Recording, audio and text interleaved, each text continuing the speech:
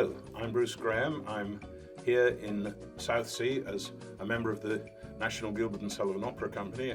Friday and Saturday we're playing the Mikado and two performances of HMS Pinafore here.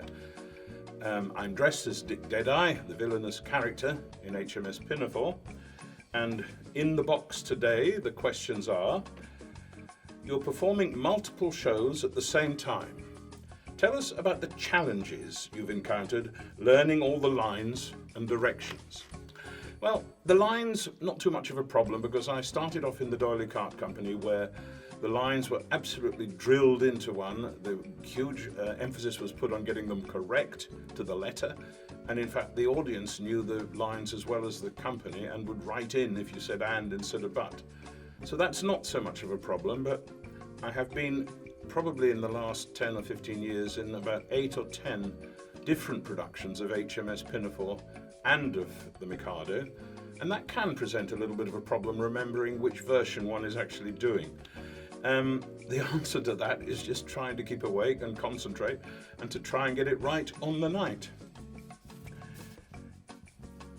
Number 2, will you get much free time in Portsmouth in between shows? I'm sure the cast would love to visit HMS Victory, which Pinafore is based around. Well, interestingly, the King's Theatre Southsea has a little resonance for me because I made my professional Gilbert and Sullivan debut here in October 1979, which, if I do a little bit of arithmetic, appears to be 36 years ago. Can't quite understand how it's so long. On that occasion, when I was here then, I went and visited HMS Victory, as indeed most people visiting Portsmouth do. Thoroughly enjoyed it, and I recommend it very much as an interesting and educative day out. Alas, we don't have too much time in Portsmouth this time round, but I'm sure some of the company who've arrived today and have a free day are doing this very thing as we speak. 3. HMS Pinafore was the longest running musical theatre piece in its day. What do you think makes it so special? Indeed, it was very long running. It was innovative because it was totally a piece for all the family to go and see. It was tuneful, it was witty, it was topical, it was relevant, it was much pirated throughout the world. It was so successful, and lots of people who had nothing to do with it made a lot of money out of it.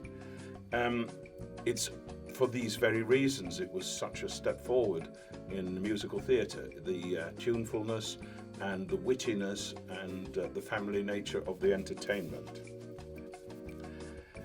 You've done so many different things: the West End, the touring production of Cats, all the way to comic opera roles. What has been the most memorable role and why?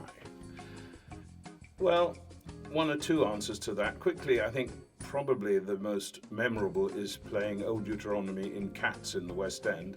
It is a central role. The whole production revolves around him.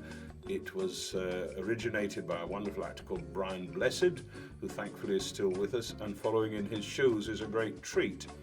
But I can also say another extremely memorable role was Pooh Bah in the Mikado, which I shall be playing on Saturday for 2 shows here, because it was the very first role I played in the D'Oyly Carte Company at Sadler's Wells Theatre, London, as an understudy. And I remember never being quite as nervous in my life as standing in the wings waiting to go on to play Pooh Bah. I'm hoping on Saturday it won't be so bad and I'll manage to conquer the nerves. In 5 seconds, tell us why someone should come and see HMS Pinafore and the Mikado at the King's Theatre. Really, because they're so good. They're so tuneful, they're so funny, they're so witty, and they're still relevant. Come along, you'll have a great time.